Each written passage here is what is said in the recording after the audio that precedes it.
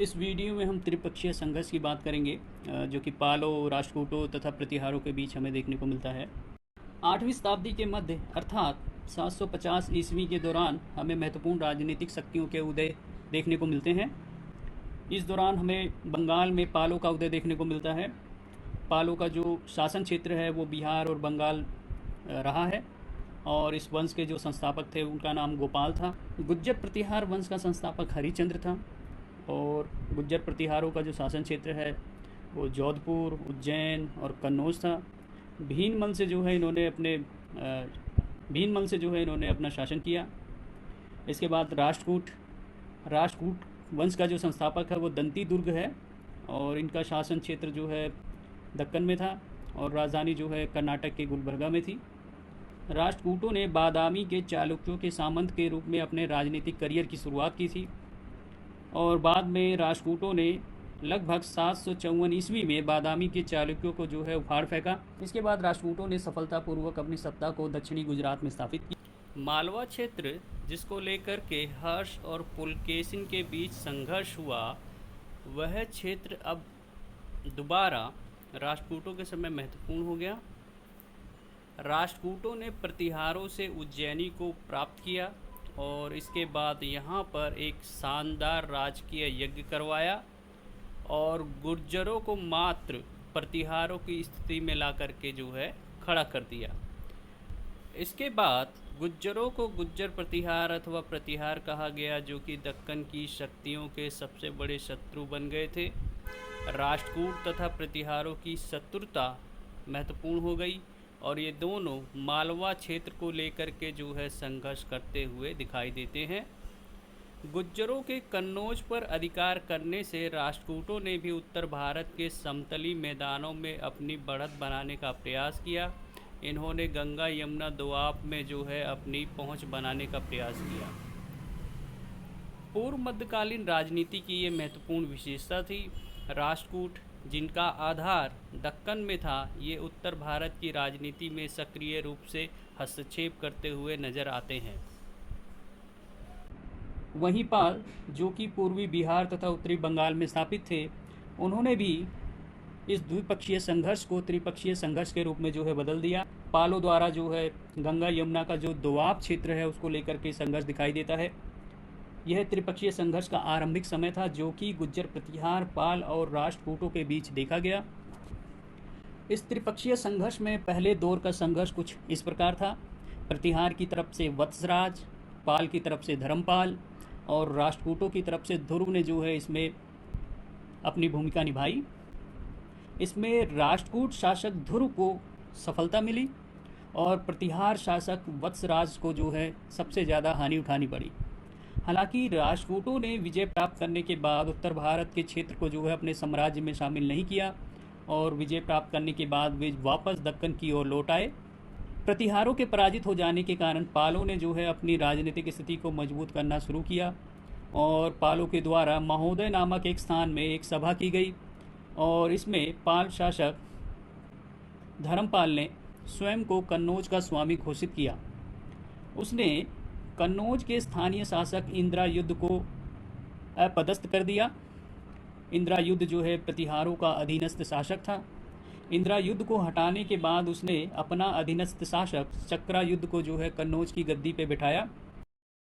इस घटना से पालों का प्रतिहारों के साथ जो है संघर्ष आरंभ हो गया। प्रतिहार शासक नागभट्ट और धर्मपाल के बीच संघर्ष हुआ और इसमें पाल शासक धर्मपाल को बुरी पराजय झेलनी पड़ी।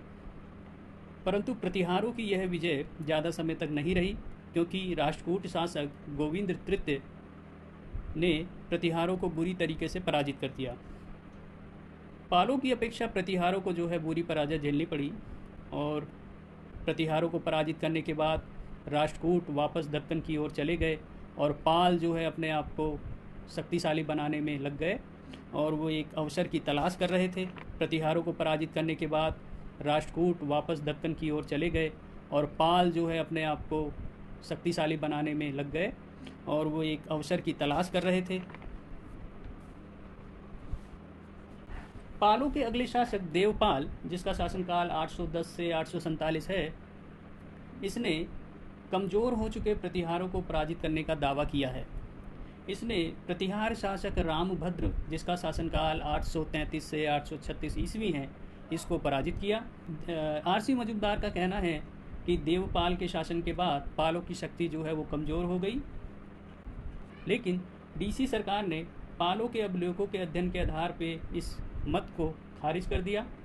हाल ही में महेंद्रपाल नामक शासक के अभिलेख का पता चला है, और महेंद्रपाल जो है देवपाल का पुत्र था, और माना जाता है कि इसने पालों की शक्ति को पूर्वी भारत में बनाए रखा था।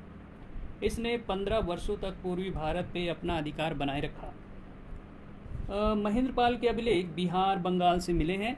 अभी तक इसको प्रतिहार वंश के अभिलेख माना जाता था, किंतु अब इसकी पुष्टि पाल वंश के अभिलेखों के रूप में हुई है। इसके बाद इसके भाई महेंद्रपाल के बाद इसके भाई सुरपाल ने 12 साल तक शासन किया, और सुरपाल का शासनकाल 862 से 874 ईस्वी था। सुरपाल के अभिलेख हमें मिर्ज़ापुर से मिले हैं। ये अभिलेख बताते हैं कि वाराणसी नामक जो क्षेत्र है वो पालों के अधिकार में था, और 3 दशक तक पालों के प्रभाव क्षेत्र में कोई कमी नहीं आई थी। इसके बाद पालों की कन्नौज पर से दावेदारी जो है समाप्त हो गई। पालों की दावेदारी समाप्त हो जाने से त्रिपक्षीय संघर्ष अब द्विपक्षीय संघर्ष में बदल गया। अब यह राष्ट्रकूटों तथा प्रतिहारों के बीच का संघर्ष रह गया। तीनों शक्तियों के द्वारा कन्नौज पे नियंत्रण को लेकर के जो दावे किए गए हैं उसको इतिहासकारों द्वारा जांच किया गया है। डीसी सरकार ने कन्नौज के स्थानीय शासक अयोध्या को भी त्रिपक्षीय संघर्ष में शामिल माना है।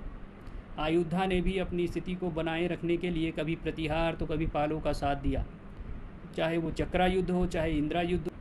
समयानुसार जो है ये राजनीतिक पाले बदलते रहे। इस प्रकार ये त्रिपक्षीय संघर्ष नहीं था, बल्कि 4 शक्तियाँ इस संघर्ष में शामिल थी। डीसी सरकार का विचार है कि पालों की इस संघर्ष में जो भागीदारी है वो वास्तव में गौड़ और कान्यकुब्ज शत्रुता का विस्तार था, जो कि 650 ईस्वी के दौरान जो हमें दिखाई देता है। सो यहाँ पे गौड़ जो है वो बंगाल के शासक थे, एंड कान्यकुब्ज जो है वो कन्नौज के शासक, और माना जाता है कि ये वर्धन जो डायनेस्टी है उससे जुड़े हुए थे। सो यह जो संघर्ष है न केवल गौड़ और कान्यकुब्ज, न केवल प्रतिहार, राष्ट्रकूट और पाला के बीच, बल्कि 12वीं शताब्दी के अंत तक बंगाल के सैन और कन्नौज के गढ़वाल के बीच जो है वो जारी रहता है।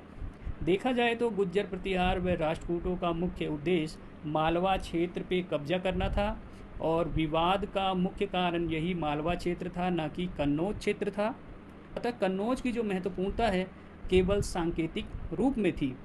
इस संघर्ष में हमें राष्ट्रकूटों का कलचुरियों के साथ राजनीतिक संबंध भी दिखाई देता है, और कलंजर नामक क्षेत्र पर नियंत्रण से राष्ट्रकूटों को राजनीतिक तथा सैनिक लाभ भी जो है मिला होगा। कलिंजर जो क्षेत्र है वो बुंदेलखंड में था। सो इस बात के भी उदाहरण मिलते हैं कि राष्ट्रकूटों ने पालों के साथ वैवाहिक मैत्री आदि भी की रही होगी। सो ये त्रिपक्षीय संघर्ष था।